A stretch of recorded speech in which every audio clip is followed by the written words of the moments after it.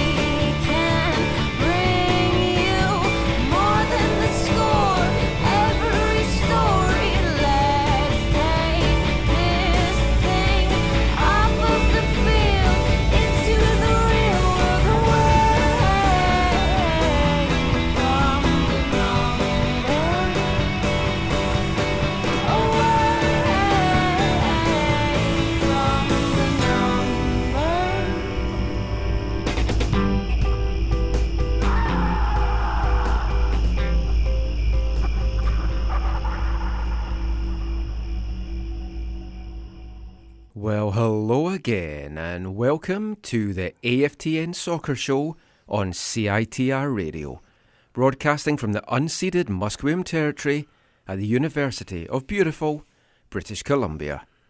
I'm Michael McCall. I'm Steve Pander. And it's just the two of us in the studio this evening. We hope to have Zach on the phone shortly, just to kind of pick over the bones of whatever... What was left over? That 90 minutes was at BC Place earlier this evening. We're going to have a Halloween-themed show this evening, because it's only 2 more days to Halloween, Halloween, Halloween. Best time of the year. 2 more days to Halloween. Now, the Halloween films, they're very well known.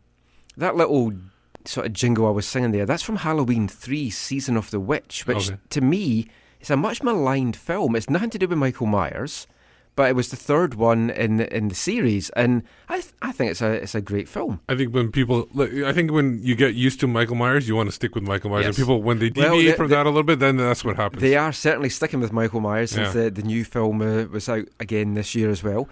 But yeah, we'll have a little bit of Halloween theme throughout the show, and it was dangerous kind of planning this show because obviously having a Halloween theme.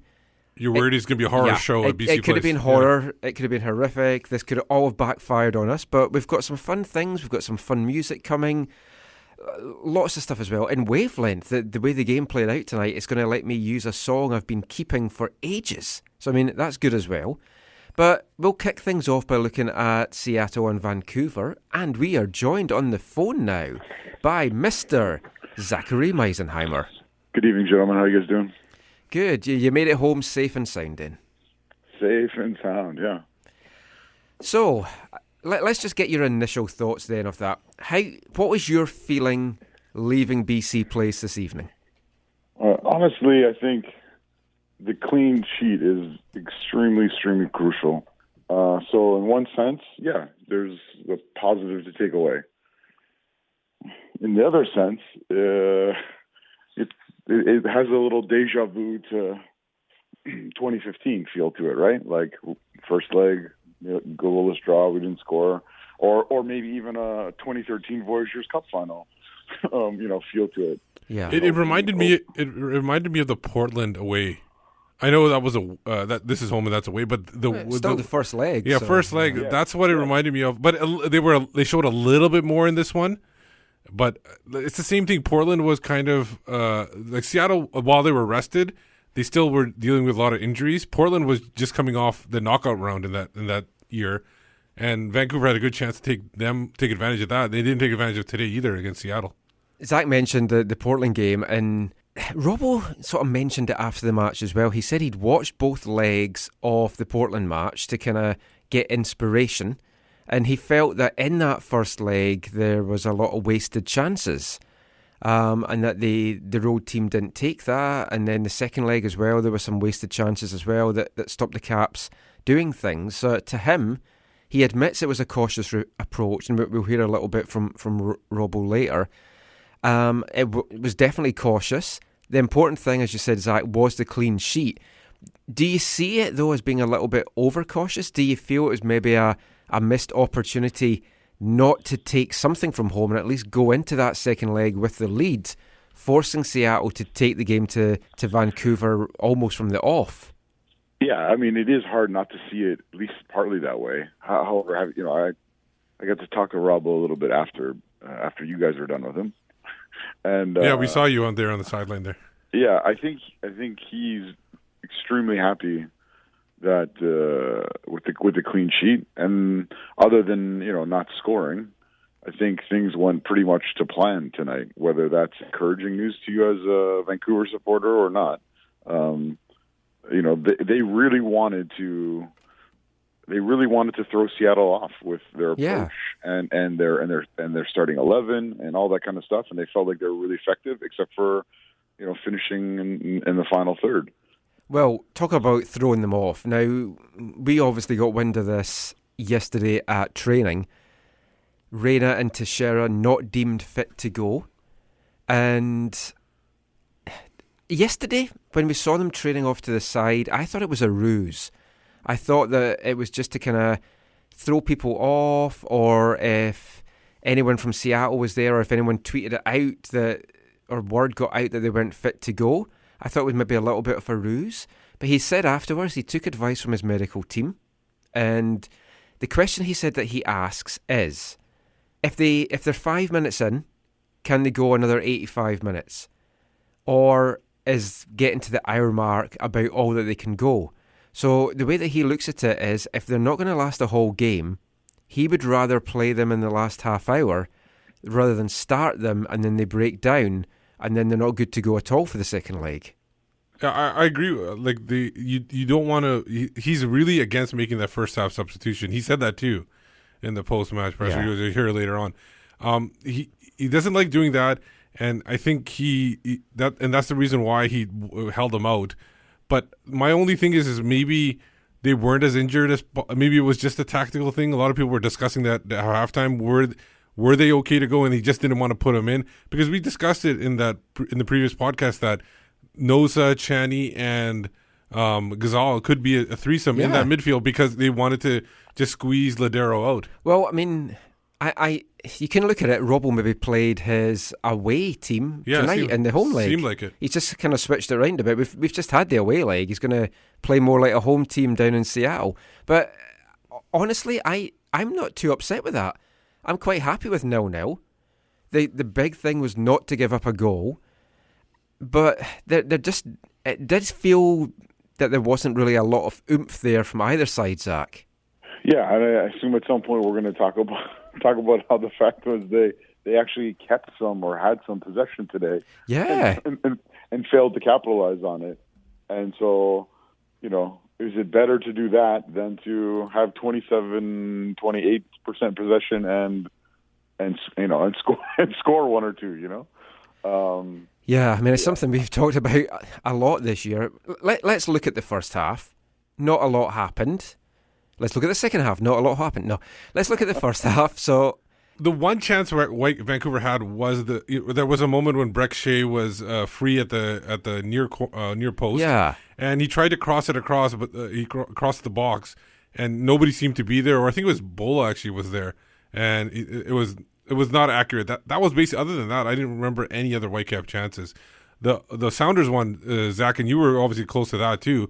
The Waston actually was their best chance because he cleared it off the bar, which he was so thankful that when he saw that coming off the bar, he was so thankful that they didn't hit at all. Nerwinski was thankful as well. He said after the match that he felt he got burned in that play and that Kendall saved him. Yeah. But, whoa, he hit that off that bar with some force, Zach. Yeah, that went halfway back across the pitch, I think. You're questioning whether Kendall did that on purpose or not? Somebody asked him. No. Somebody asked him, was that the plan after the game? They asked him if that was the plan, and he said, no, not at all. Yeah, okay. Yeah, no, it was, it was very fortunate, and it was, it was the biggest chance of the first half by far. Yeah, I mean, there was nothing to write home about at halftime. National TV audience, 27,000 packed lower bowl, and just once again, the team just does not live up to the occasion in terms of excitement, which I'm totally fine with. Well, that'll teach them not to show up for the Wednesday game where they could have seen 5 goals. Yeah, it was like a polar opposite game, though. I mean, that was the thing. It's like Wednesday was so exciting, free-flowing football. And who wasn't at the game Wednesday? Zach and Chris. Oh, yes. They tweeted about that. Yeah, so Zach, you could be the jinx. It's when you're there in these crunch games, it's boring. Is that what we have to draw from this? I don't know, Michael. Was it boring in 2006? Was it boring in 2008? I guess you weren't there in 2006. No, I was there in 2008. No, they won the title. It wasn't boring at the end. That wasn't a two-legged game, though. Yeah, that's true. It's the two-legged games we seem to struggle, really. I don't know what it is. I mean, the second half, again, I was joking, not a lot happened, but it didn't.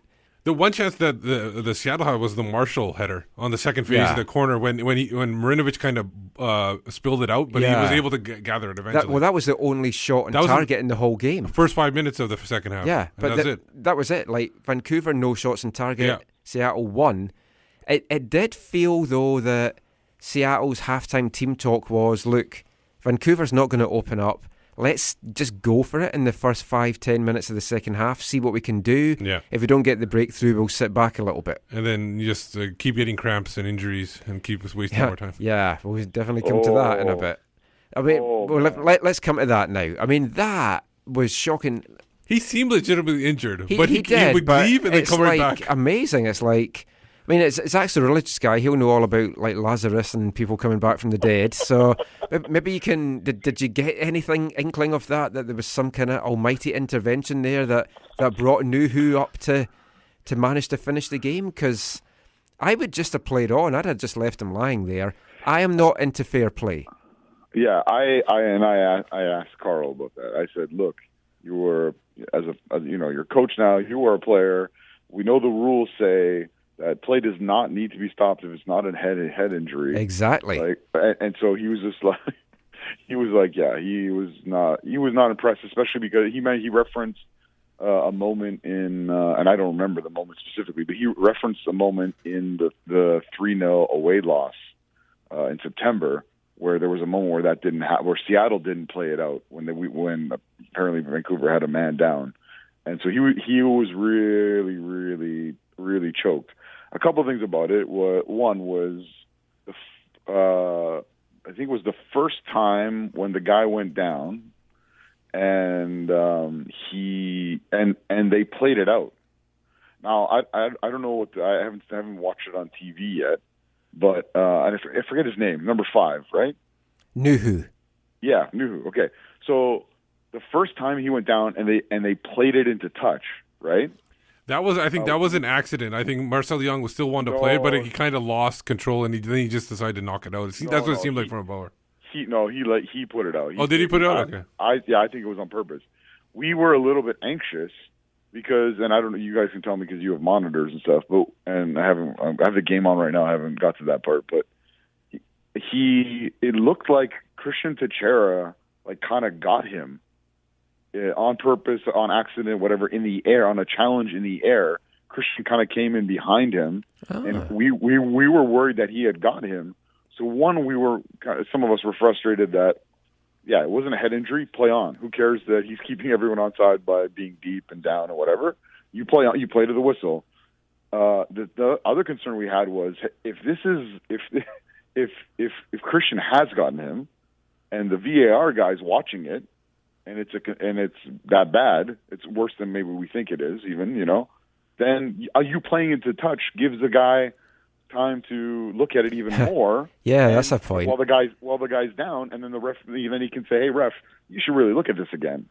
So but it must not have been. No, there was no contact at all with Teixeira. Okay. And the funny thing is, the second time he went down, he actually right away motioned to the Seattle bench for a substitution, but they'd already made all 3 substitutions. Yeah, so he motioned for the sub. Yeah, and Teixeira plays on, and then the Seattle freaks out after the whistle, and in the stands, it just felt like we're going to have someone sent off here no matter what.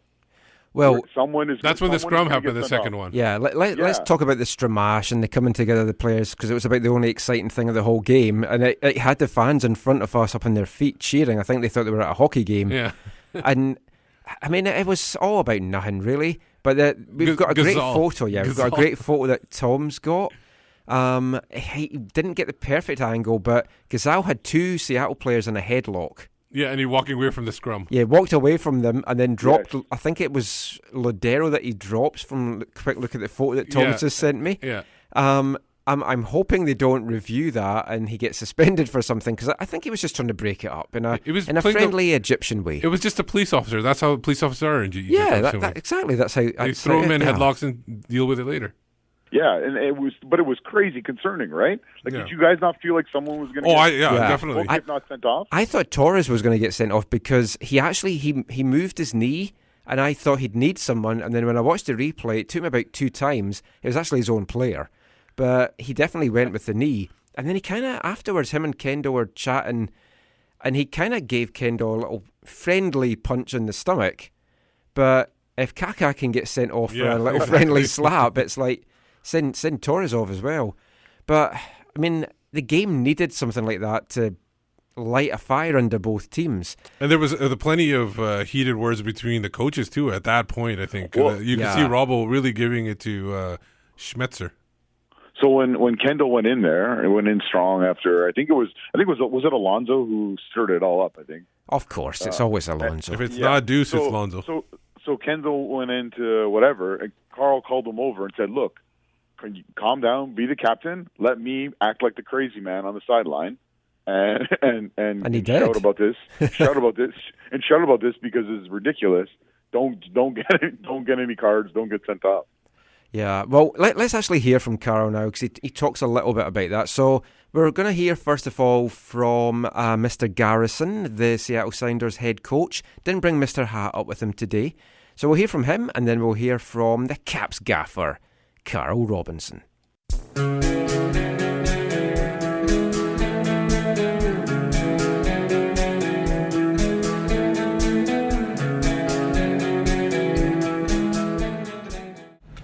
Brian, you said earlier in the week you had to straddle a line between being too aggressive and too cautious, and the results suggest you were able to do that in this game.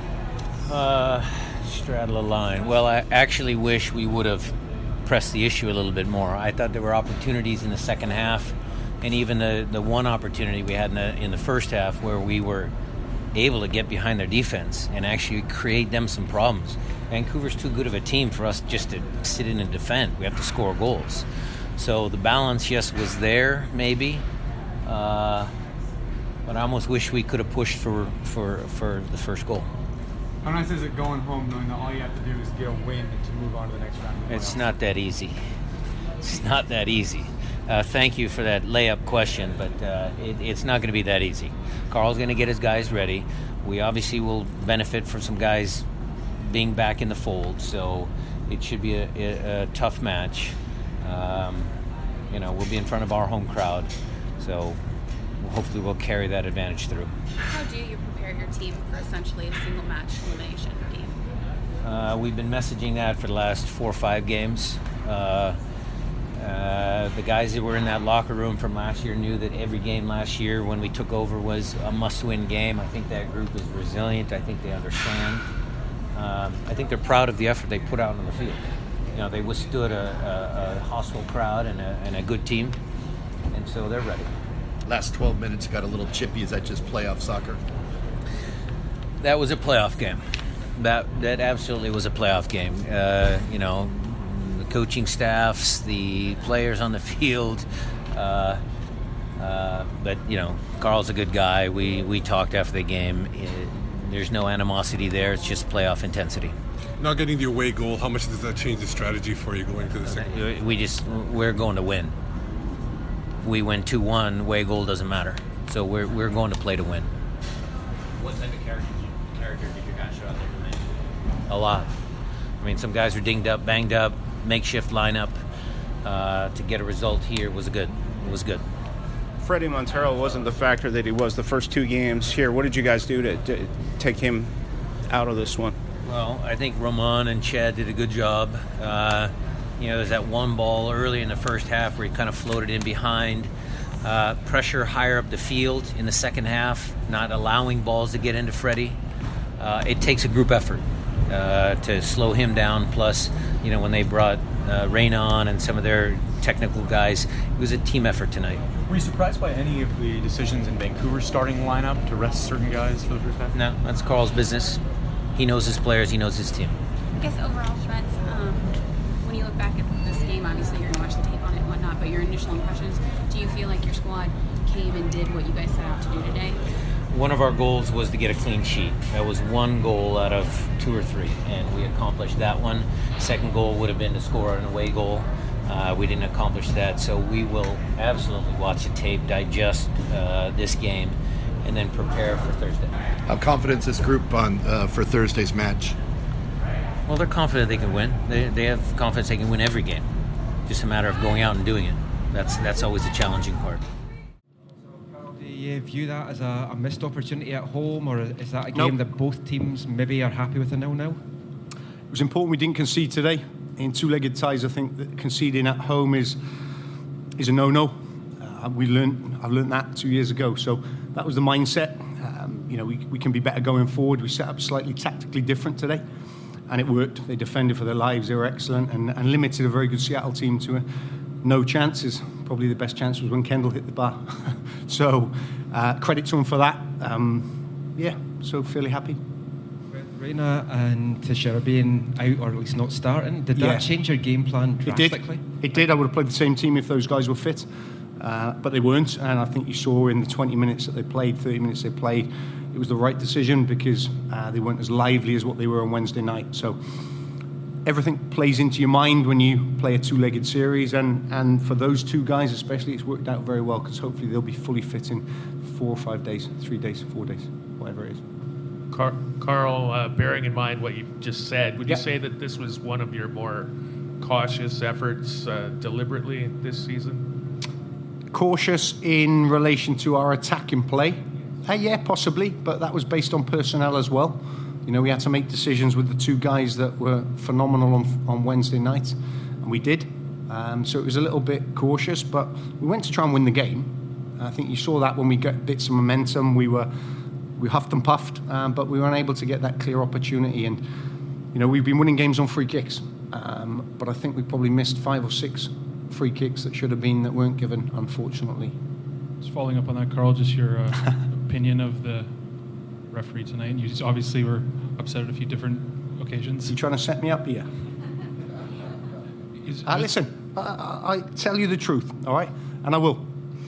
I thought he had a very good game, but I thought he missed 4 or 5 clear small mistakes, which is why I was irate on the side. And Ricardo, I'm shouting at Ricardo, he's brilliant, and he goes, I agree.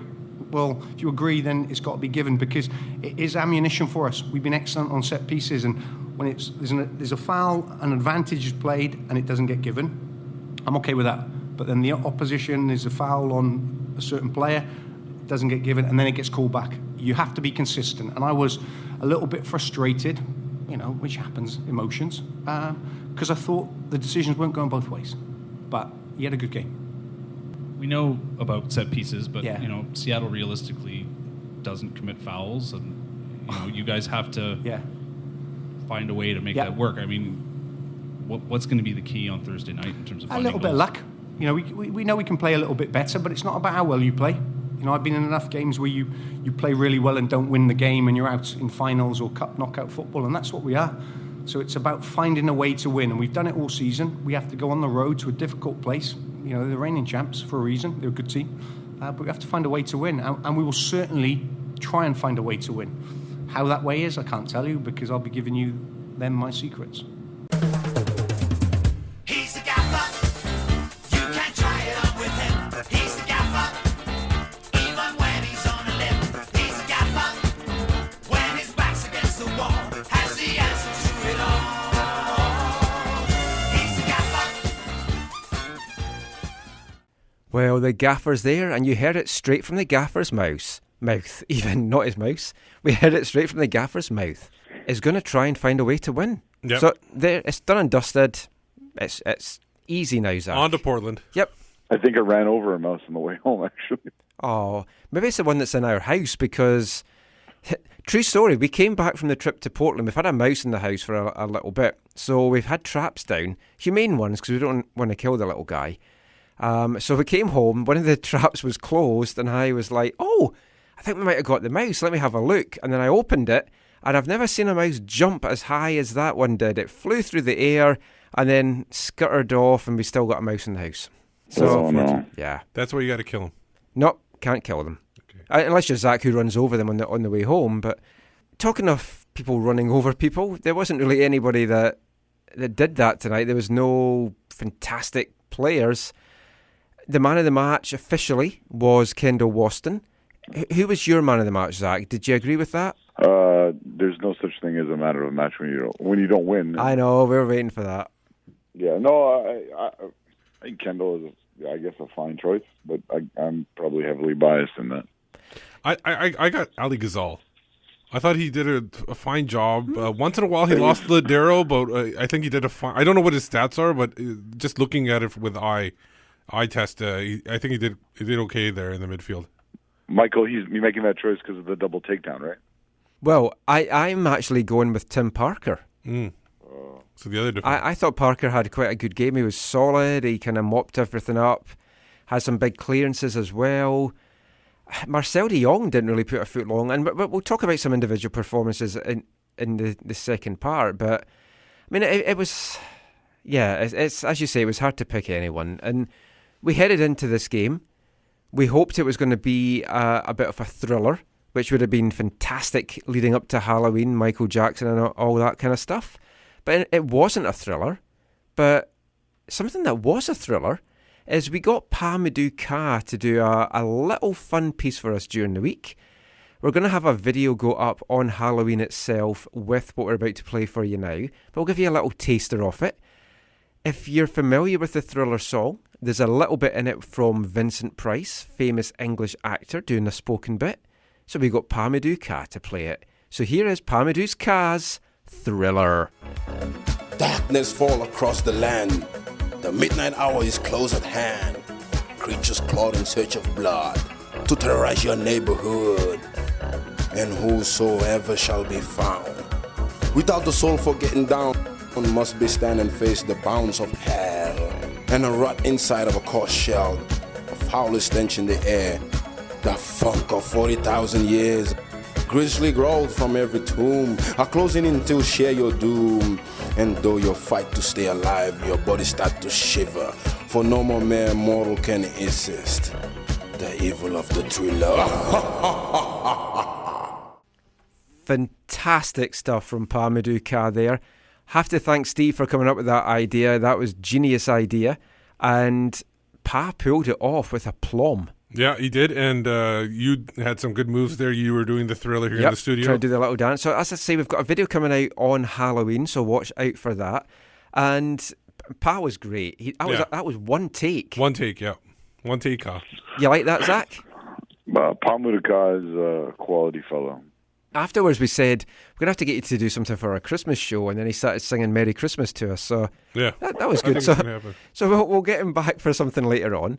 So just before we wrap up this section, game wasn't a thriller, Modou Kah was a thriller. What's your final thoughts on the game? We're going to talk about the second leg in part 3, but Robbo says he feels the game is finally poised. Is that how you feel, or do you have an air of impending doom? Yeah, you want to believe that it's finally poised, but we've been here before. Yeah. So I mean, obviously I hope for the players and I hope for the coaching staff that they are able to pull it off in the second leg, and they have had some great midweek matches in Middle Cascadia. They have over the years. So but I guess time will tell. Well, we'll talk about the second leg in part 3. Coming up in part 2, we'll look at some of the individual performances and get to some of our listeners' tweets as well. And we'll be back with all that and more after this. Last night, I left the bar.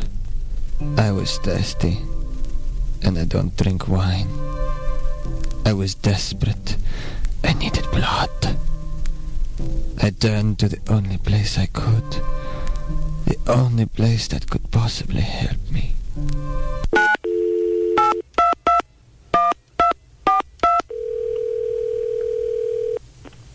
Hello, Canadian Blood Services. Hello. I need some blood. A. Positive or negative, it doesn't matter. I'm sorry, we're all out of A positive and negative. Would you like some O instead? No. No, that won't do. Thank you. Good night. Save me. Save yourself. Give blood. Voluntarily. This message was brought to you courtesy of the Canadian Blood Services and CITR Radio 101.9 FM.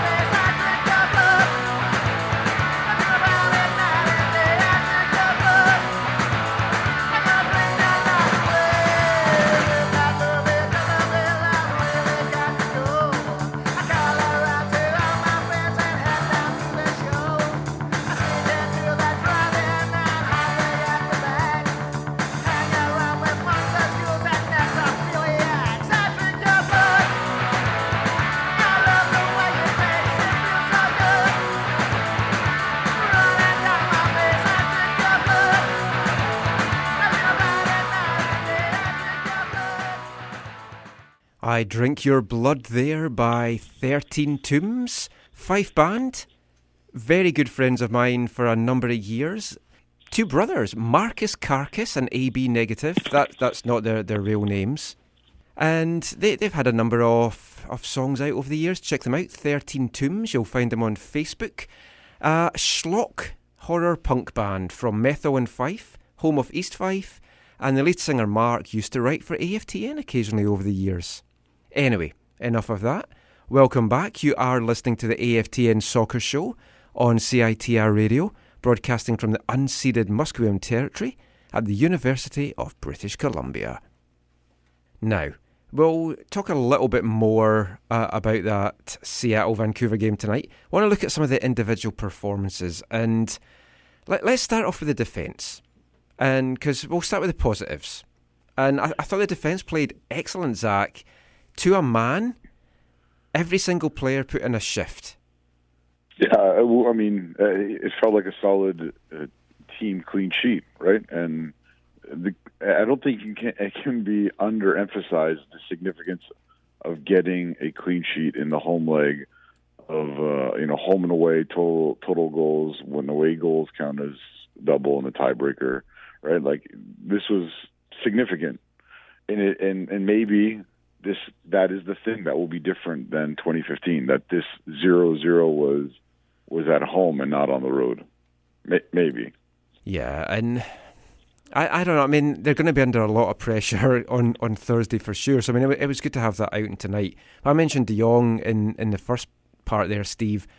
He's just coming really onto his game. And the fullbacks that we saw tonight, I mean, this was the good thing really about this lineup in some ways. It would surprise Seattle, because it was very different to the lineup that played in the 3-0 game down there. They hadn't seen these two fullbacks. It was Williams and Harvey in that game, And what a difference Nerwinksi, I mean, you just saw it in this game. The difference that Nerwinski and De Jong bring, as opposed to Williams and Harvey, it's just so much potential attacking threat. We maybe didn't see it tonight, but they can really get up and get back. At one point, Nerwinski was up the pitch, and he was kind of on the left-hand side of the pitch, which I thought was a little bit strange. I think that might have been after a set piece or something like that. But I agree with that. They just attacked, like I said, with Noza, Ghazal, and Tashani there in the middle. They weren't going to be building up through the middle. So as soon as they got the ball and there was an opening to get it out wide, they would get it to Nerwinski or Bola on one side and the ponytail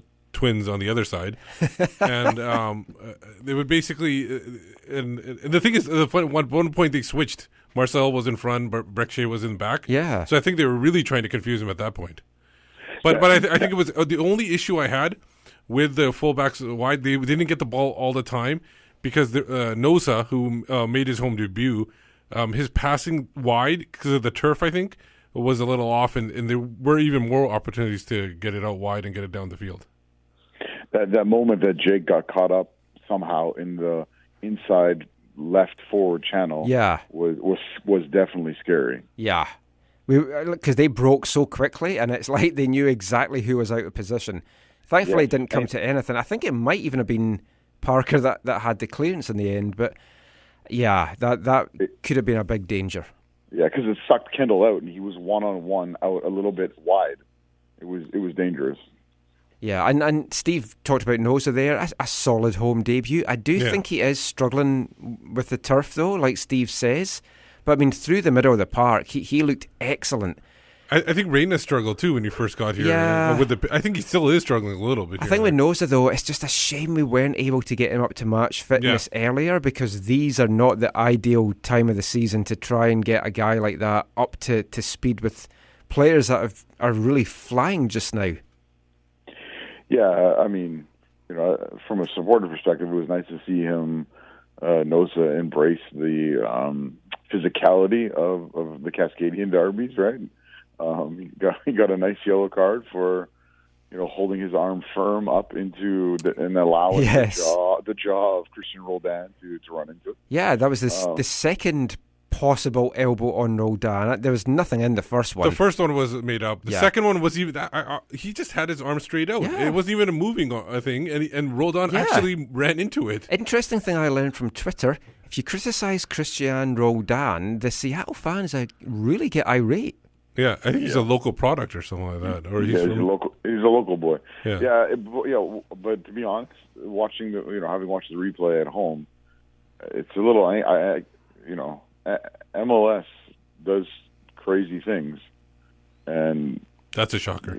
No, but have you watched the replay? Like I could see them banning him for that. Those guys, they're crazy. Yeah, my worry is that they do look at that. My worry as well is that they look at Gazal with the headlocks and stuff like that. But yeah, that is the thing. They are crazy. You just don't know what's going to happen.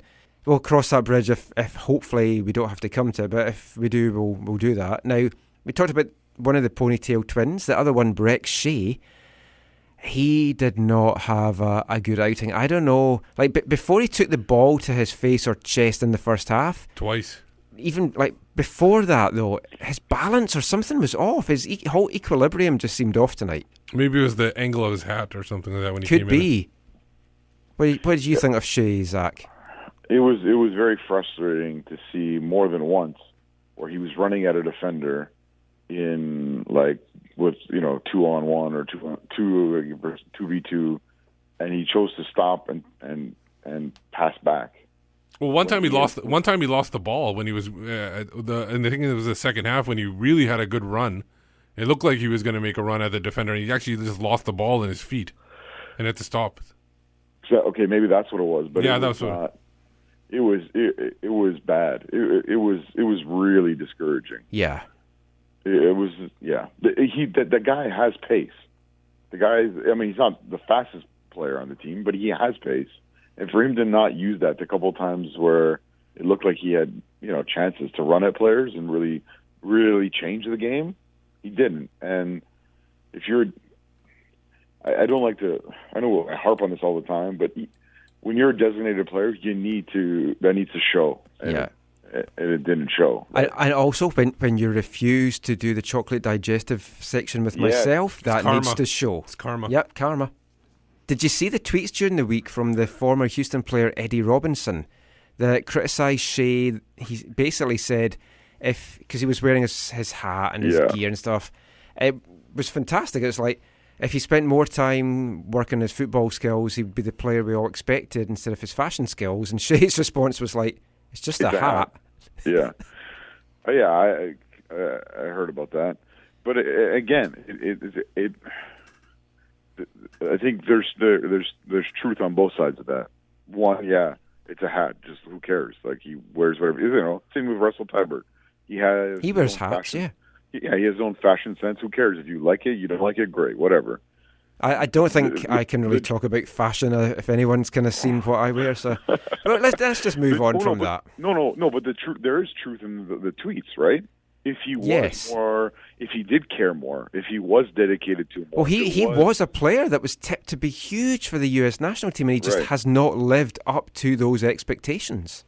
And I might be dead wrong, but I think in part it's because he's not passionate about it, because he doesn't care about it more deeply. But that's just I haven't talked to him about it. That's just my one. Well, Robbo did say, like when he came here, Robbo said he hoped to get him back to his best and like get the best out of Brick Shea, get him back in the national team reckoning. I mean, we have to say it hasn't happened. He's had moments, but not consistent at all. But another player, actually, just to quickly talk about as well, Christian Bolaños, again, was invisible for me tonight. I mean, I haven't looked at his defensive stats. We haven't had time from coming from the stadium up to here, but I don't know. He just seemed to be on the pitch, and that was it. Yeah, he had touches here and there, but you're right. Like he's not providing like that one great pass that he was doing earlier in the year. But it's just not happening for him. It seems like, and he sets the tempo for the game for the Whitecaps, but and controls the ball here and there. And I guarantee you, was a lot of that, close to 50 or 45% possession, whatever they had, was because of him today. But there was nothing like that final pass in the final third that helped him even create a shot on goal. There was. I mean, Steve, there was no one doing that though, right? Yeah, no, but you expect Bolaños to be the guy to do it for the Whitecaps. Like everybody expects that because he was brought here to do that. Yeah. And I think you saw on Wednesday, if my memory serves correct, you saw he was a little bit more effective once they were ahead, right? Yeah, because he was able to put foot on the free ball. flowing and what he does best. Yeah. Which was kind of interesting to see how much he kind of contributed after they went ahead on Wednesday. But he has qualities, not to sound like Taylor Torgerson, but he has qualities that when he uses them can change a game. Yeah, we just need to see it a bit more, and we definitely have to see it in the big games. Exactly, which it feels like we haven't since, I don't know, May or something. Yeah. Last thing then that we'll talk about, then we get to some listeners' tweets. The time wasting of Seattle. Now, obviously, as a Vancouver fan, it's very frustrating. But if it was the opposite, and on Thursday night, I'm expecting us to do exactly the same. So you can't maybe knock it too much. Is it a case that they just managed the game well, or did the ref just completely lose control of it? I thought it was Stott, right? Stott was the ref today? Yeah. He was his usual shocking, MLS pro referee standard. Like it was not good refereeing. I felt like Seattle. I mean, how do you pronounce it? Nohu.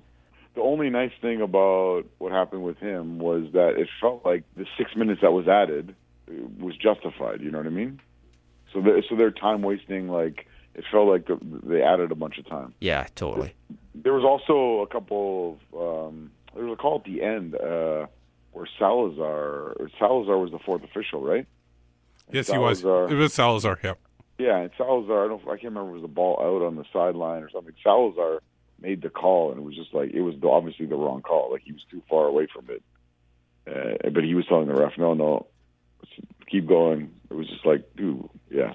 It's standard MLS refereeing. It's poor. Yeah. They don't do well. I don't know if it's just because they don't know how to, like, do the relational side of things well, like they can't actually like communicate with the players to help the flow of the game and or whatnot. But there was multiple times tonight where you're just like, I can't believe you're not calling that, or I can't believe you're allowing that, and then other times where they just let things go. So yeah, consistency, I guess, is the favorite word. Let's get some listeners' tweets, and we'll kick one off on a similar kind of thing. Like about the refereeing and stuff. So Paul Parsons at Paul_Par on Twitter says, so the Caps are so good at set pieces that we're reluctant to call them is a thing now. He doesn't believe that there was any deliberate denying of free kicks to the Whitecaps there. Bernie CPCNC says, you have a depleted opponent at home, you need to take advantage, which definitely. Shoe Thief stuck on the sofa. When have the Whitecaps ever been able to take advantage of a depleted opponent? We're lucky we didn't lose 4-0. I mean, you can't. Yeah. There was never 4 goals in that. Bernie CP CNC again says it's baffling. Robbo has 0 killer instinct. Hard to kind of disagree when you see a performance like that, but... Well, the thing is, in the post-game, some of the post-game interviews, Bola was talking about, they were asking about him about the game, and his repeated mantra was that we don't want to make mistakes. And Seattle's a very good team. That was it was his answer for almost 2 of the... But 3 out of the 4 questions that were asked to him... I don't think it was Bola. I think he's now turned into a robot. That's why we haven't seen the real Bola on the pitch. Yeah. Nick Andrews 13 says the ref was wearing yellow, but his heart was Starbucks green. Christina at Mudcree says, cautious equals boring. Selling tickets to watch paint dry would have yielded better results. She is always very negative there. Wow. Yeah, Ryan McLeod, CTV Ryan, he told the guy next to him that we'd see Reyna as a 60th minute sub. Reyna got up at 59 minutes. He looked a genius to that guy, but it is just the pattern. And we never got to cross that off the bingo card because Robbo brought him on after 62 minutes. I had 60th minute sub, and I'm being strict about that, so you cannot score that off. But he was, while the sub didn't happen, he was called in at the 60th minute. He was not on the pitch. I am not. You cannot score that off your bingo cards. Almost had it. But I mean, that was the plan. Like, as soon as I saw the lineup. Oh, yeah. I turned to Mike. I turned to Mike Baum, and we were just like, okay, he's going to play 60, and then Reyna's going to come in for him. Yeah, I mean, it was pretty obvious. Chris Freeman, CF23 Barca, said that was awful football. If that's how they want to try to get to a championship game, count me out. Really? I take the championship. Yeah, I would as well. I've said before, any means necessary. I'm bored at the game itself, but if they get past Seattle on Thursday, I'm happy with looking back. Well, you did have the idea of playing short games just to relieve the boredom. Yeah, I was saying let's play 70-minute games, 2 35-minute halves, and then that's the result. And if it is tied at that time, then they go into extra time. AFTN writer and podcaster Joe Deasy, who's been on the last couple of weeks, Cheesy Deasy, he said it was a horrible watch. He thought it was great. So he's fine with that. Greg Petrie at Our Dumb World, Robinson set them up as if he was more afraid to lose than wanting to win. He feels he didn't learn anything from the 0-0 in 2015, which is the opposite of basically what Robbo was saying. Well, I think Robbo was saying he's learned from what Portland did. And that's what he's taking from that. Yeah. Our old friend Whitecaps Scarf, he says, I will repeat again, and he has said this for several weeks now. Channy and Gazal can't play together. They're too much alike. Same type of player, defensive and zero offense. Now, I know they had it 4-2-3-1 when they released the roster and everything, but it seemed like they were playing a 4-1-4-1. A lot of Channy was up the pitch quite a bit in that game. Steve, that's how they had it on the TV broadcast as a 4-1-4. Oh, really? When they gave us the formation, it was that 4-2-3. Yeah, so it looked like 4-1-4-1 with Ali definitely sitting in there. Yeah. I mean, we'll look at what possible changes come up in the next segment. But Steve McCohen says, thoughts? Why no Jacobson if defence was the plan? Laba, come back. No more long balls to Freddie. Why does Breck tackle himself? Very good point. Yes. That was the thing, though. So people complained there wasn't enough possession and whatever. And this game they had more possession, and they couldn't do anything with it. They couldn't do anything with it. So is it better not to just have 30-some-odd % possession and get some goals?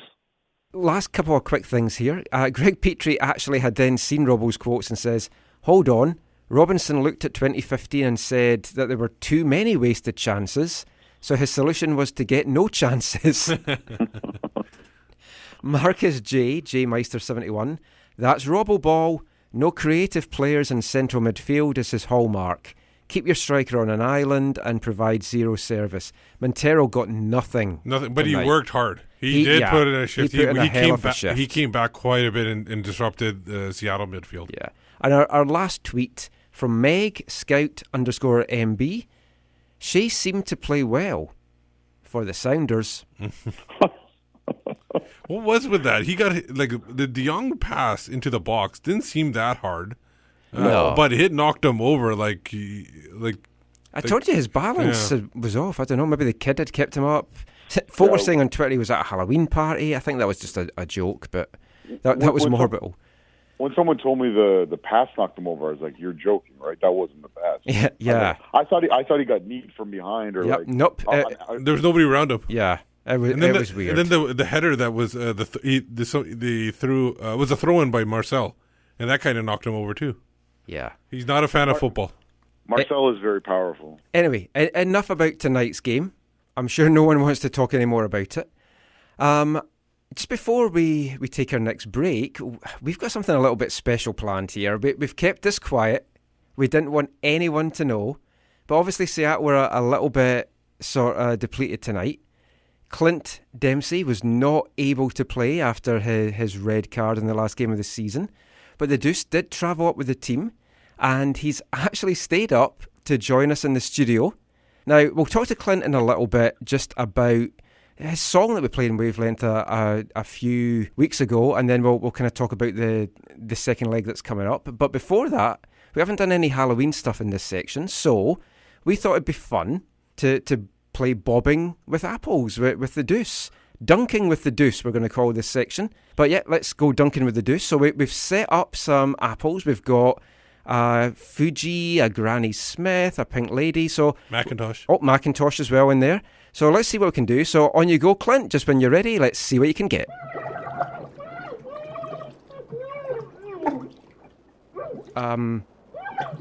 Clint. Oh my God, he's drowned. This has not gone as we had planned. Let's just get to an ad. But on the plus side, he's out for the second leg now on Thursday as well. Anyway, we'll be back with more after this. I'm living in a haunted house. I'm living in a haunted house. I'm living in a haunted house. I'm scared in a haunted house. There's an invitation to hold a ghostly hand and slip away. Life after death took me away. Life after death took me away. I sing a song to you, a voice from beyond the grave. 'Cause I died today. Life after death took me away. Life after death took me away. I live in a haunted house. I live in a haunted house. I live in a haunted house. I just died in a haunted house. I just died in a haunted house. I died in a haunted house. I died in a haunted house. I just died in a haunted house. That was Fun Boy 5 there with Life After Death. Thought it was very apt for what happened just before the break there. Yeah. Anyway, let's move quickly on now to the second leg of this game. It's coming up on Thursday. The games are coming thick and fast, really. Yes. 4 days between Wednesday and tonight. 4 days now between tonight and Thursday. Not a lot of rest for the Whitecaps players, or Sounders as well, but who cares about them?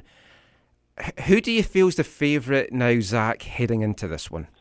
Yeah, you got to say, Seattle has upper hand. They're at home. They're coming off a 3-0 win, not that long ago against Vancouver, just over a month ago. I think they'll be feeling very, very confident in getting the win at home. Well, we got a tweet from Angus Walker who said, Seattle have to win on Thursday. We don't. As long as we get a goal. Yeah, I mean, do you feel that plays into it? We could do what Seattle did to win the MLS Cup and actually win the tie on penalties without having a whole shot in the 2 legs. I'd take that. I'd prefer not to, but I would take that. Yeah, of course, you take anything that gets you through, right, Michael? Yeah, any means necessary. Exactly. 0-0 in a shootout, you'd be happy. Yeah. Just don't let Kikuta Mani take any penalties. Oh, it's okay. He's not with us anymore. Did he die too? No, I think a little bit of him inside did when he missed that one. But it didn't matter. They got through. Well, here's something actually. This is what the MLS guys were talking about it on the site afterwards, and in their post-game video. That Atlanta-Columbus game, 0-0, so much excitement. Well, tonight's game, 0-0, no excitement whatsoever. No, well, if you look at the highlights, they hit a lot of posts. They were that was amazing that game. I watched half the second half and then extra time and penalties. That was a fantastic game. But both teams, I feel, it's a strange 0-0. Yeah. Both teams, I think, are happy with it, and both teams fancy their chances going into the second leg. Now, how the Whitecaps set up for it is going to be an interesting one, because we talked about they might play Chani, Gazal and Noza in that second leg in Seattle, but we got it tonight. Yeah. Now, do you see much changes to the formation, Steve? Well, I do see some changes. And now I want to go back to when Robbo was talking about he learned from 2015 and basically learning how Portland won. And remember, Portland played 0-0 draw and then came here and blitzed us. Yes. For the first 15, 20 minutes. Now, my question is that what we're expecting Vancouver to do, to blitz and play like Portland did in 2015 and try to catch Seattle off guard? Considering Seattle's going to think that Vancouver's going to play that same way that they played today. Well, that would determine the lineup as well, because if they want to go for the early blitz, they have to play the right players, the fast guys to do it.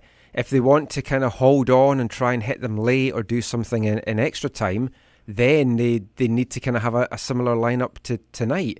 And speaking to Harjeet Johal after the game, she actually said that she could see the same lineup as tonight, Zach, and just try and do what they did tonight, try and kill the first hour, and then bring Reina in to share it on and go for the blitz. What do you think will happen, and what would you like to see happen? Would you like to see us take the game right away, or do you want us to sit back and play the patience game? Well, I don't think they're going to do what they did today. I think they're going to come out with Teixeira, they're going to come out with Jordy, and they're going to... So in that sense, they're going to go for it, but I think they're going to try and just get them on the counter. So unlike today where they had possession, where they were happy to clog up the middle or whatever, in Seattle, I think they know Seattle's going to come at them because they need to win. And I think they're going to try and absorb the pressure and hit them on the counter with those players. So possession expect to be crazy low, or not crazy low, but lower than tonight. And look for them to play some quick moving counterattacks. Do you think, though, like Steve's suggestion would work, though? Because Seattle's not going to expect Vancouver to really take the game to them in the first 5 or 10 minutes. Do you think that could catch them off?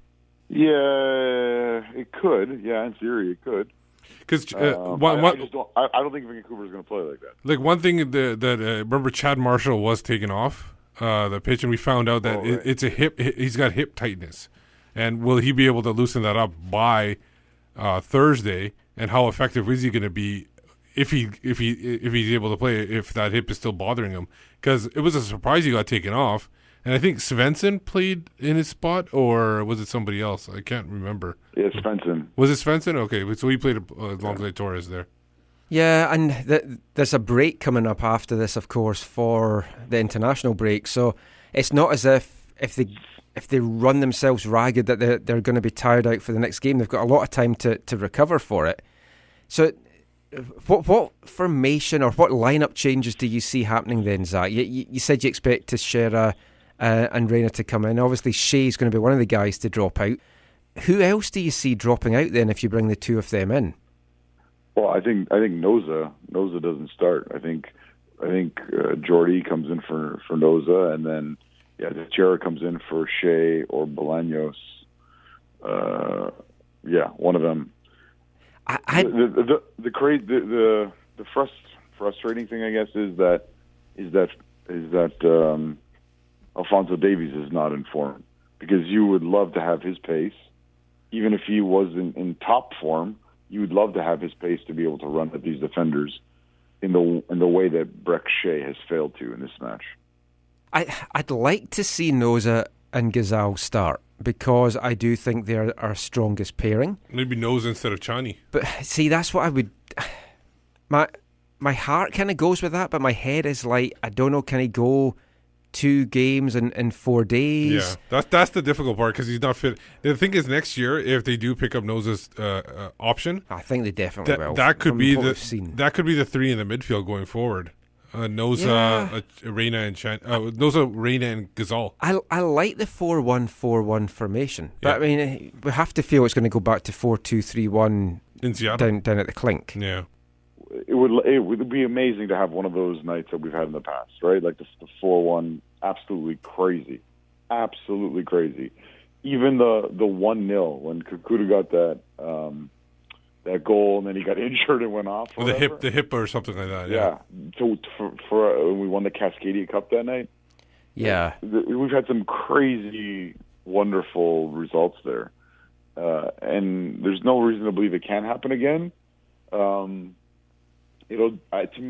me, it'll be a little bit surprising if Vancouver is able to go out and have one of those kind of nights. How do you see Seattle playing the game? Do you think they will want to try and get the early goal? Because the thing is, even if they score early, it does nothing.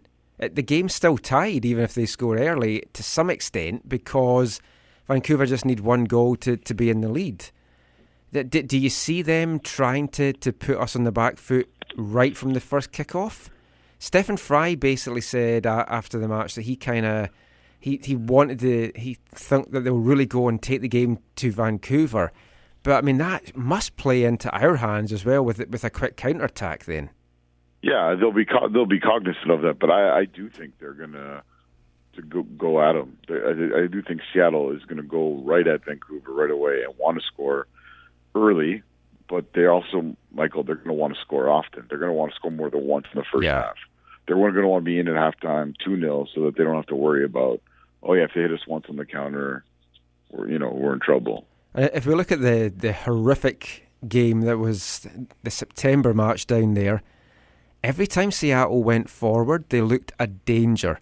They were piling guys forward, and when they attack with those amount of players that they seem to do constantly down there, they're a joy to watch if you were a neutral, but they're like, if you're the opposition team, they just look so deadly out there. And then the thing is, when they get back into the defensive formation, they look so organized. Yeah, it seems like impossible to break them down. They're one of those teams that they have a plan and they stick to it every time.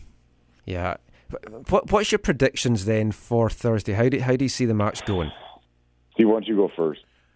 I will go. I think Vancouver's going to come out there again with a plan, and I will say a 1-1 draw. Because I did predict Vancouver to take out Seattle, but I expected them to get a couple goals in Vancouver first. Yeah. But I'll say 1-1 draw. They advance on the away goal. Zach?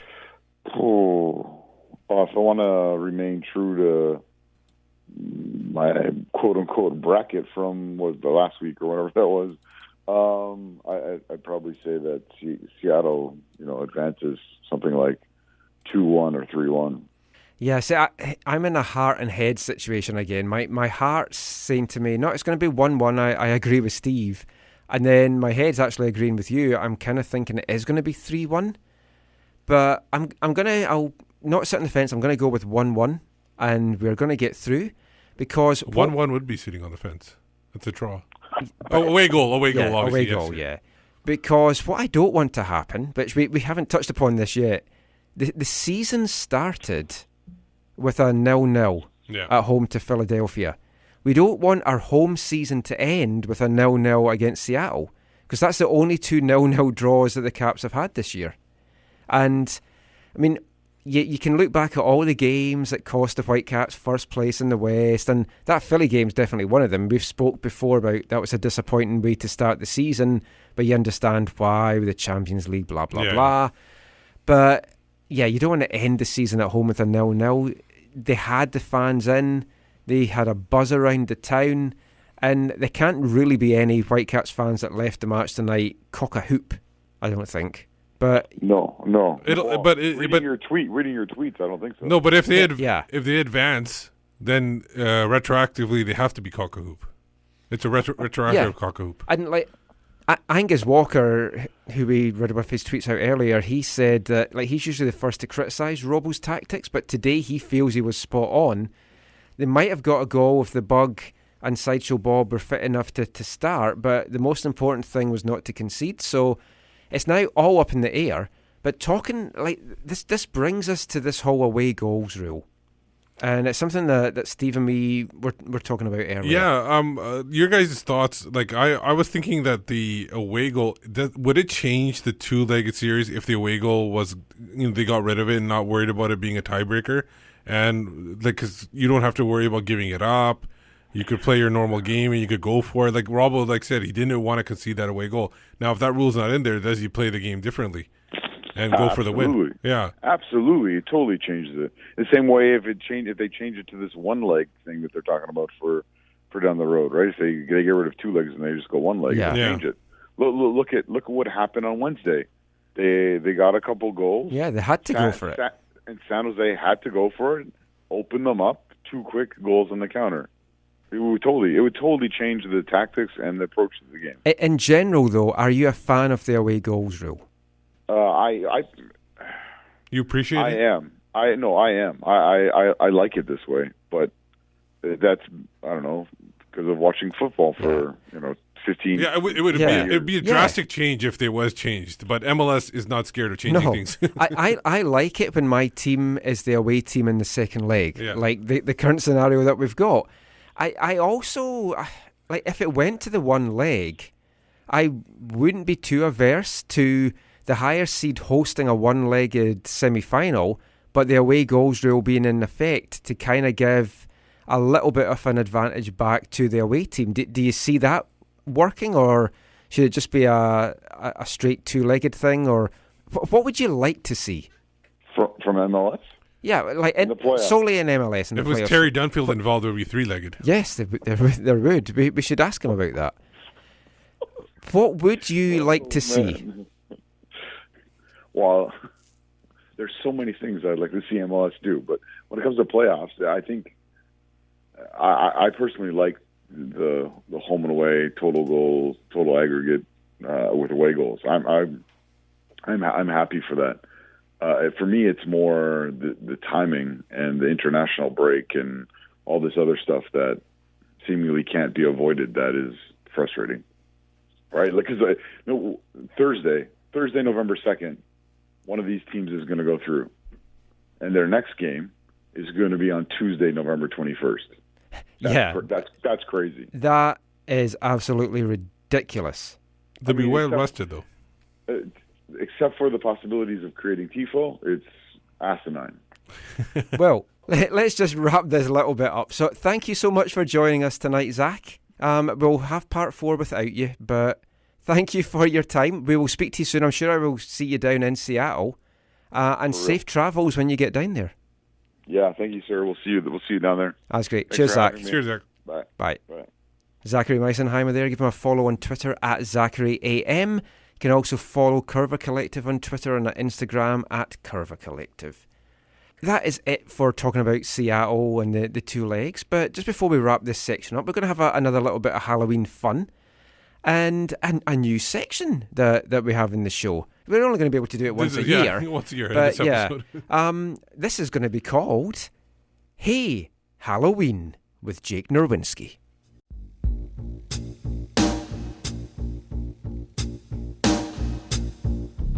Hey Halloween, hello again. It's 7:51 p.m.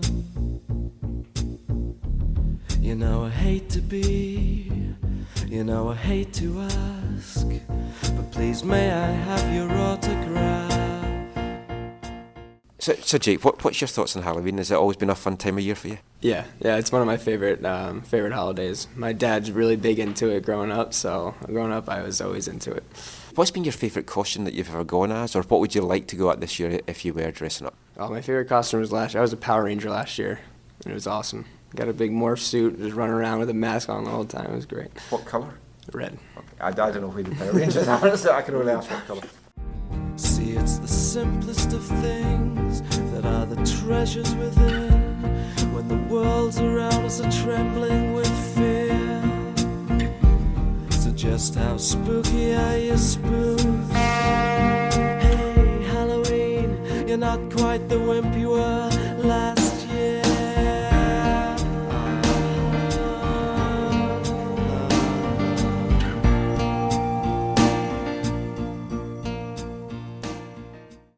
Jake Nerwinski there, talking about Halloween and his favourite costumes. And the music there was Hey Halloween by Danny Holland, another friend of mine from Fife, long-time friend, been in a number of bands over the years. That was a single he brought out, I think 2006. You can check it out anyway, and more of his stuff as well. And yeah, we would have liked to have done a little bit more of the costumes, but we just kind of ran out of time at training on Thursday. But yeah, let's do that every year. We'll have a different person. Yeah, for sure. That should be fine. Anyway, we'll be continuing some more of our Halloween fun with this. Our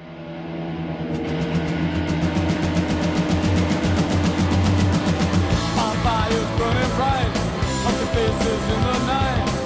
I remember Halloween, dead cats, hacking footballs, little dead around his road. I remember Halloween. Brownlee, vertigo, where skeleton laughing no. I remember Halloween. Yeah, I remember Halloween. I have to. It's my wedding anniversary. If I forget it, I'll get killed. Oh, for sure. Yeah, totally. Yeah, so Halloween, fun time of year. Couple of days away. Thankfully, there is not a game for us on Halloween. That makes such a big difference. There are some other MLS playoff games coming up on Halloween. But before we get to them, I posed a question on Twitter earlier today, just to kind of keep with our Halloween and horror theme. Just some of your footballing horror stories. And we had a couple of replies. Patrick Johnson at Rising Action, sports editor at the Province, he says when he was 11, he took a penalty kick in a crucial cup game, hit the post, and they lost 1-0.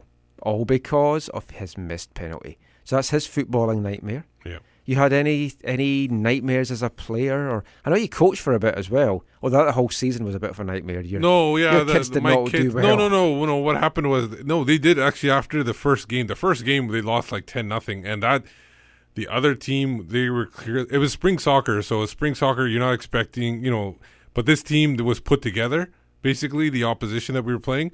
And they just ran rampant over my kid's team. My kid next week did not want to play because of the previous game. It was 10-0, and they were going for it. They weren't even trying to lay off and pass it around or whatever. They were just going for goals the whole game. Steve Madess says it's got to be that broken leg 2 years ago from that Italian player. Not sure which one he means. Or Roberto Baggio missing a PK to win the World Cup in '94 with Brazil winning. So he's just looking at general footballing nightmares. Well, if you want to look at that, 8-1 is probably the horror story for Canada. Yeah. Oh, that is. The worst East 5-1 was 7-1, which was against our local rivals, Wraith Rovers. Oh, wow. I was at that game. We were 7-0 down until stoppage time. Scored a goal to make it 7-1 and then celebrated as if we'd won the game. But that's constantly brought up to us, and yeah, we hate it. El Canico says, watching Whitecaps versus Sounders today for 2 hours, was that not nightmare enough? Yeah, it was. I would actually say the worst game I've seen at BC Place was the Montreal-Vancouver game after the World Cup that 1 year. You've never forgotten that. No, I was. That's still that and tonight's game are definitely on a par with each other. No, I don't think so. That one was tonight's worse. had more at stake though. That's the thing which makes tonight's kind of feel for me a little bit more of a horror show. That one was more effective because you're watching the World Cup and how good everybody's playing there, and then you come to BC Place, you're watching that game, and it's just like night and day. Yeah. El Canico, though, says his personal nightmare was he finally got to start at striker for his high school team. A girl he had a crush on was there, and all her friends came to watch. Tough game. Then a cross came to me and a clear opening in the box. Cross came off my neck and hit crossbar. I didn't really play at a high level. I played a little bit at school, and then I had trials for my college team. And I was set to make the college team, except I did something in my leg and I've not really been able to play much since. So I'm going to class that as my playing nightmare. Brandon Pasqualotto says he was playing a neighbouring high school team not 30 minutes away, south of the border. They had a few players of colour on the team, and they ended up playing to like fans that were there with trucks and nooses, and the players of colour got a really hard time down there. And I have heard horror stories, actually. And like speaking to some of the SFU clan guys, obviously a slightly unfortunate name for them heading south of the border, but the abuse that they get south of the border for being Canadians, and they get called names, and I won't say the names, but very offensive names that you would get, like if you were a player doing it, you'd get fined and banned for matches. So it goes on a lot down there. I think if anyone's got any other ones, send them in before the end of the show. Any travel woes, wouldn't mind hearing about those. Any horror stories that fans have had going to games, either here, over in Europe, back home, wherever you're from. Worst one we had was we were sitting out from East Fife to Stranraer, which you have to leave at 9 o'clock, and you get there about 2 o'clock for a 3 o'clock kickoff. So it's a long, long trip. It's one coast to the other. It was just after about midnight, we'd got to a place called Kilmarnock, so we're 2 hours away. The game gets called off. Waterlogged pitch. They had done a late pitch inspection. Well, I was going to go watch a match in England once. We were going for other things too. So this kind of qualifies for it. We were on British Airways flying to London, got pulled back because of something wrong on the plane, landed in Toronto, spent overnight there, went the next day again, came back again to Toronto, and then they switched us to a flight, had to fly to Detroit, and then we finally got to London. Only positive from Detroit to London, we got business class. Oh, nice. So that was an upgrade. But other than that, it was like initially a horror. 3-day escapade to get to London from Vancouver. Jeez. There was another away game. It was East Fife Alloa, and this is before I was driving, and I missed the connecting bus, so I jumped a taxi. It cost me £20, and then I got to the game to find out it had been called off, and I hadn't checked before I'd even left the house that the game was still on. So, yeah, that was a horror. So, any other horror football stories, give us a shout, and we'll read them before the end of the show. Just talk a little bit now about the other playoff matches that are coming up. There's 2 coming up on Monday. We'll look at the Western Conference one first of all. Portland against Houston. Houston, was that a shock for you, Steve, that they put out Sporting KC? No, I had the Houston going through, so definitely not a shock. It wasn't a great game either. No, it wasn't a great game, but Houston was playing at home, and Sporting has not ever since they lost to Vancouver. They have been just going downhill. They had 2 games against Houston just at the end of the year, and they lost one and drew one. They drew, I think, at home. Sporting did, and they lost in Houston. So I didn't see Sporting doing anything at all.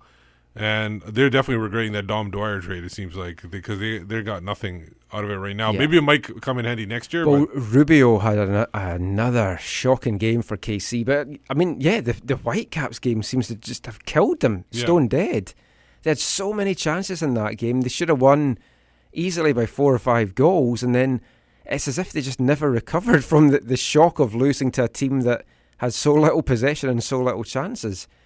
Do you see Houston able to do anything against Portland? I can, because I had Houston beating Portland too when we did our bracket predictions, because Portland's got to travel down to Houston for the first leg, and that's still going to be that Houston home field advantage is going to play it into effect. Now, if they can get, as Michael taking a swig from his water, yeah, that was noisier than I was expecting. Houston can take advantage of that, and they have a decent defense, good goalkeeping. I think their goalkeeper was named Player of the Month, and then they have a pretty creative attack, and so they've hit a little bit of momentum as well, because they looked like they were out of it after such a strong start. They seem to have... And they got up all the way up to 4th from being out of the playoffs for that 1 week. Remember when the FC Dallas and Houston were out? And so they moved all the way from that spot to 4th, bypassing Sporting. So I don't see a reason why they can't get a good lead against Portland. Portland's really going to have to play defensively here in the first leg. And if that goes 0-0, then definitely Portland goes through. But if Houston can get a goal or two, they can hold on for this in the second leg. Yeah, it's gonna be tough. I can't see the Dynamo doing much, but again, if they can keep Portland off the score sheet, yeah, it's basically Vancouver all over again tonight. You wonder maybe if they have learned anything from watching Vancouver tonight. Not exciting, but they have to keep Portland off the score sheet. If they do that, and I think they have to go to Portland though with at least a 1-goal lead. I think they have capability more than Vancouver of getting that 1 or 2 goals. Portland didn't look that great shakes against Vancouver a couple of weeks ago. I know they got the win, but I mean they were punished several times by Vancouver. So I mean, I don't see them as being huge favourites going into it, but I do see Portland coming away with the win. I want Houston. I'd like Houston to beat them just because, Portland, you don't want them to do well. But I'm going to go with Portland to win it, but Houston, if they can come away with a 1 or 2 goal victory, everything's up for grabs in that second leg, because I would fancy then Houston to get something in Portland. So that game's 6:30 tomorrow night on TSN. Actually, it's on TSN Go, it's not live. But the game it is live, it's just online. Well, yeah. the game that is on TSN TV is Toronto, number 1 seeds, the team of the year, everyone's favourite team, America's favourite team, travelling to New York Red Bulls, who, again, we talked about KC after playing the Whitecaps went down. New York, after playing the Whitecaps, they've just been in the ascendancy. Yeah. Do you see them having much of a chance, or are Toronto just too strong? Toronto strong. Of course, they have a kind of a difference maker, I think, in Bradley Wright Phillips. If he's able to catch lightning in a bottle, he can score goals in bunches, and he could be the difference there. But like you're talking about him being like a difference maker, you got Giovinco who definitely is a difference maker, and he though? Well, believe me, he gets a free kick around the box anywhere. That's almost an automatic. I bet he'll get given free kicks, unlike the Whitecaps. Sure, he will be. Yeah. Altidore will get it from him. Yeah. It's hard not to see Toronto scoring some away goals in this, which is going to put them so far ahead in the tie. I think it could be a draw in the first leg, maybe 2-2. Yeah. But then that's a tall order for New York to have to go to TFC in the second leg. For sure. I can't see. No, I see Toronto TFC getting past New York at this point. And then the last one is New York City FC versus Columbus. Yes. And that is kind of... my bracket was blown apart by Columbus winning, because I had Atlanta going all the way to the MLS Cup and winning it. Well, I had Atlanta getting to this point, but I thought that New York would take them out. So I still have New York available for me. We talked a little bit, actually, about Atlanta and Columbus and the excitement of it, but then the news came out after the game that Atlanta had never practiced penalties. Yeah, that was shocking. In the build-up to it, it's like... And then someone sent myself and Cornell's a message going... Any adults reading this will be laughing. You're an adult, you don't need to practice penalties. Yeah, you do. All the clubs practice penalties all the time. I think you the should. Whitecaps practice them all the time. Yeah. Like, you don't practice in the official training session, but afterwards when you're just kind of cooling down, that's when you want to do They do that a lot, and then the Whitecaps have little games. I'm sure there's money on the line or dinner or something for them. But isn't there a thing where you hit the post or something like that? No, they have really competitive penalty shootouts. No, I mean, like with the different teams. No, but they have target practice. Yes, you can do that as well. But to not practice penalties is just crazy. That's surprising. Yeah. But anyway, Atlanta's out. Columbus have gone through, saved the crew and all that. Yeah, at least they get another home game this year. Yeah. Although, from what I was reading on Twitter, it hasn't been very widely publicised. It's as if the owners don't want the fans to turn up. Exactly, so they can have a reason to move the team then. But I think everyone's like rooting for Columbus. I'm rooting for New York so the Whitecaps can host the MLS Cup. Yeah. It's a little bit far-fetched, but... I wonder if Columbus, Cincinnati, are they still in their USL playoffs? No, they got beat. So what if, wouldn't it be amazing if Cincinnati, the supporters there came to support the crew and turned up and maybe sold out the place? Because if Cincinnati, you think there would be... They would want a rivalry. But exactly. It's a rival. It's like if Seattle were going to get moved, would you turn up in Seattle? No, I don't turn up anyways. I'm not going to travel for that. If Seattle were getting moved, I can honestly say, hand on my heart, I would go to that game. Yeah. Well, I don't like traveling to Seattle. Just to stamp on their graves. I would want them to... I couldn't get rid of them quick enough. Yeah, I would bypass Seattle and go to Portland.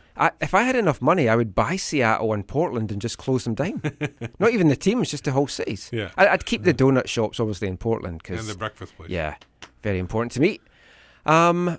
Do you see the Crew pulling off another shocker here? I can. No, not well. They did. I think in the final game they drew 2-2. New York City FC and them, but I think the juniors will get through in this one. New York, they've got the firepower, they've got the strength. I think if we want to see Toronto not get to the MLS Cup, New York City's probably the team that's going to be our best bet to stop them. That's what I'm hoping. I don't know. I've gone back and forth on this, but I do think Columbus are just going to do it. I think it's going to be 2 draws, maybe 1-1 in the first leg, and then 2-2 with Columbus having some crazy game in the second leg to go through in away goals. Maybe they go penalties again. Second. Well, we know there's going to be a lot of headlines out of those games. And that brings us on nicely now to our regular section, BC Soccer Web Headlines.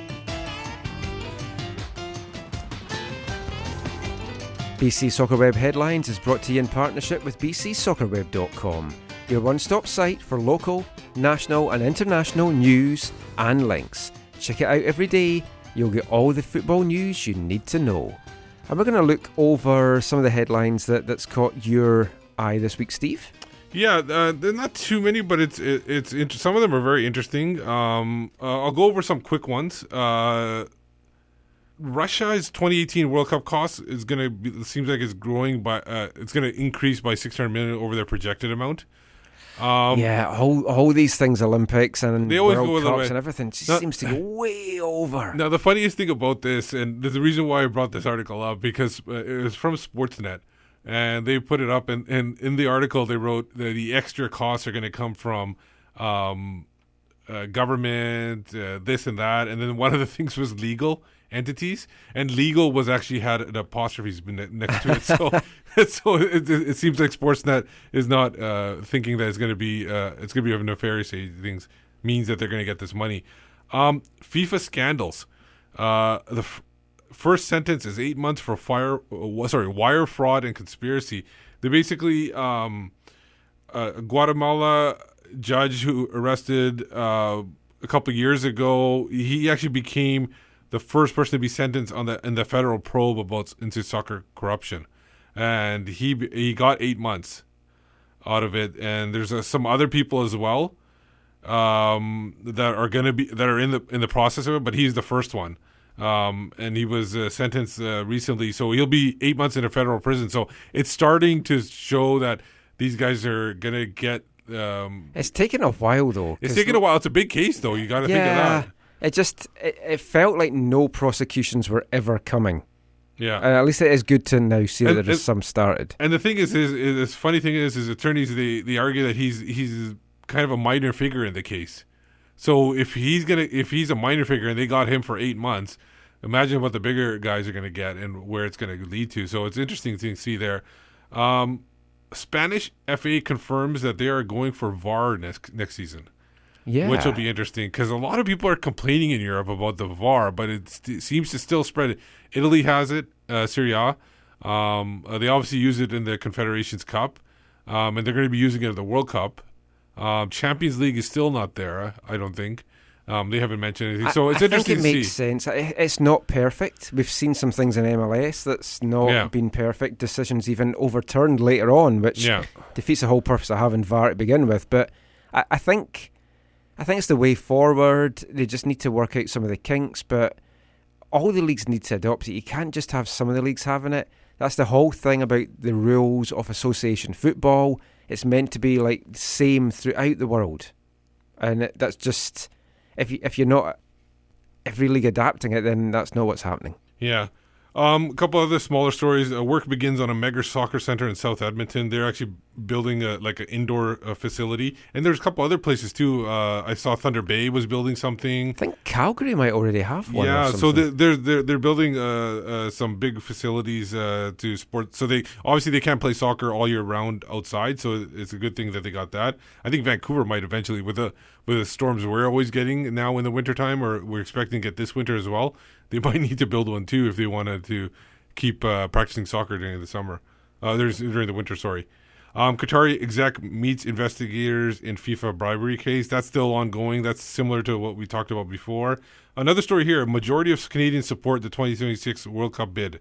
Survey shows they had 74% approval on that. Now, I don't know if you can fudge the numbers where you kind of go for areas where the soccer is going to be like you go for Toronto and Vancouver. And it also depends where the question was. Yeah, how the questions were asked. And hey, everything. Football fan, would you like to see a World Cup come to Canada? Which bizarrely 26% then would have said no, but yeah. I would like to see additional questions like who are you going to support out of the 74%? I would like to have seen if they released the results if the answer was no. Yeah. An article, this is a big one. It was part of the NASL lawsuit versus USSF. Part of it that came out this week that there was a claim that the MLS marketer tried to buy out and then shut down the New York Cosmos. Yeah, which I just said I would do with Seattle and Portland. So yeah, I'm all for that. No, but that's interesting.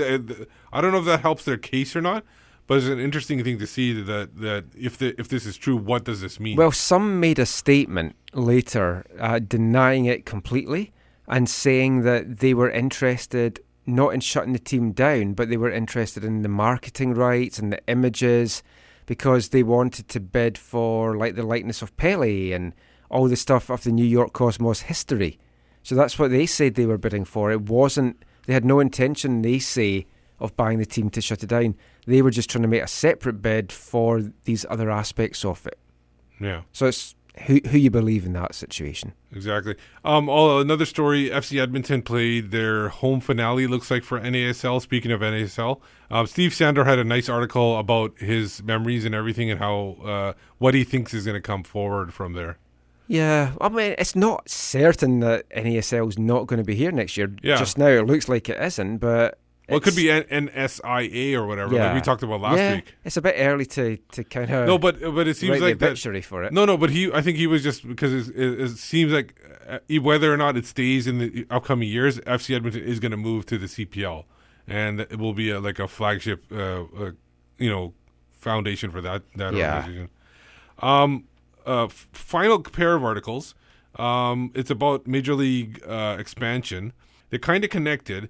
Because, so the first headline is Charlotte's Major League Soccer dreams are dead for now. Here's how the deal unraveled. And another one is Nashville soccer fans come out in force for $275 million MLS stadium proposal. The reason why they're connected is because Nashville came out with this proposal about, spending $275. When in the article it says when Charlotte saw that they were going to spend $275 and Charlotte's I think was $175, they were thinking maybe this is not going to happen for us, and they couldn't. Obviously, they were trying to get it cleared, and they didn't think they were going to meet the deadline either. I think it was December 15th to submit a proposal to MLS. So essentially, it looks like Charlotte's gone for now. Nashville is up and running. A couple people were making in there the one especially was seemed interesting that he was. There was one person that was speaking in favor of the team, and he was saying that before Nashville NHL hockey came to Nashville, he didn't think it was going to happen there. And as people who follow hockey know, Nashville is pretty big now and well supported, and so he thinks that soccer can be the same thing because it's going to be in the summertime, right? And so it could be one of those summer sports that Nashville can support as well. And you got a lot of country singers there that can support the soccer teams. Oh, we could get some more Wavelength songs. That's possible. Country soccer songs. Because some folk don't like all the punk stuff that we play. I'm stunned. Any more headlines for us? No, that's it. We're good to go. So you can check all your headlines on bcsoccerweb.com, as we said. Check it out daily. Make it a regular visit in your daily routine. You'll get all the good news locally, nationally, and internationally. And you get some good articles too. Like they're not headlines, but there was one article about Diego Maradona and his last game, I think in Italy. And it was a fascinating article. Yeah. It's not a headline because it's a look back at it. Bill Curry does some great stuff on that site. He finds some great articles on there. Great curator, puts a lot of good stuff together, does a lot of stuff for the local BC community, so that's fantastic. But it is now time for our Wavelength section of the show, and I have been saving this song for ages. I've been waiting for a 0-0 draw, and as we said, it was only the second one of the season for the Whitecaps today. So we get to play this song now. It's from 1992. It's a B-side by the English band James from their single 7. You can also find it on their 2001 B-sides compilation album Ultra. This is called Goalie's Ball.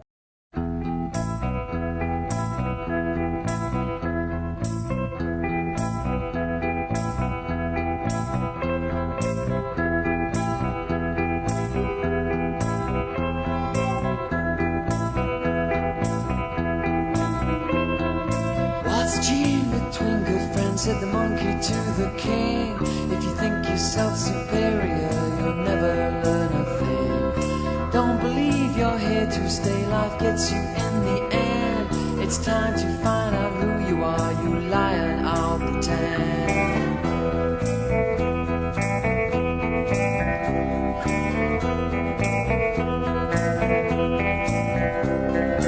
What a life, a lady cried, I've seen so many things, a range of human beings, from criminals to kings. All my life I've really tried to treat them all the same. They travel the same journey, from the cradle through to grave. Goalless draw, goalless draw, goalless got the ball. Goalless draw, goalless draw, goalless got the ball. Goalless draw, goalless draw, goalless got the ball. Goalless draw, goalless draw, goalless got the ball. Get the ball. Get the ball.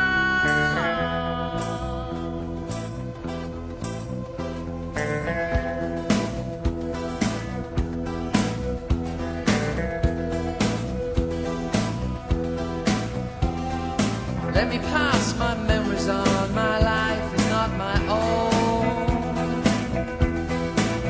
This is a shared experience. I'll send you my condolences, engraved upon your stone.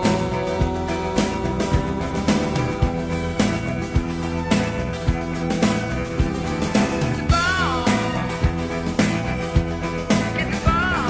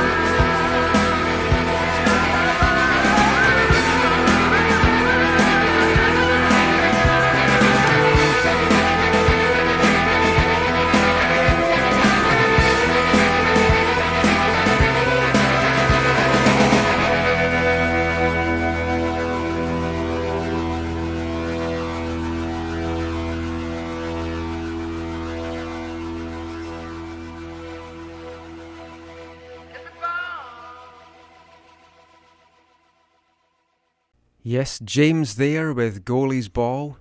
Goalless draw. The goalies didn't really have to do No. much in the game today to handle the ball. Only our Stefan made a save. Their Stefan didn't. Yeah, our Stefan is better than their Stefan. Yeah, evil Stefan and good Stefan. Oh yeah, let's go with that moving forward. We got one more tweet just about football horror stories, and I can't believe we never even mentioned this. From Whitecaps Scarf says, his football horror, Voyagers Cup 2016. Oh, Will Johnson? Yeah, I think I've just blocked that from my memory. That was horrific. But one of your rivals had a horror story. Oh yes, in Scotland. Yeah, Cowdenbeath. We just retweeted the video. Steve retweeted it earlier. It's one of the best penalties I think you're ever going to see given away. Ever conceded at all. By Cowdenbeath's, I don't even think you could call him a player, Jordan Garden.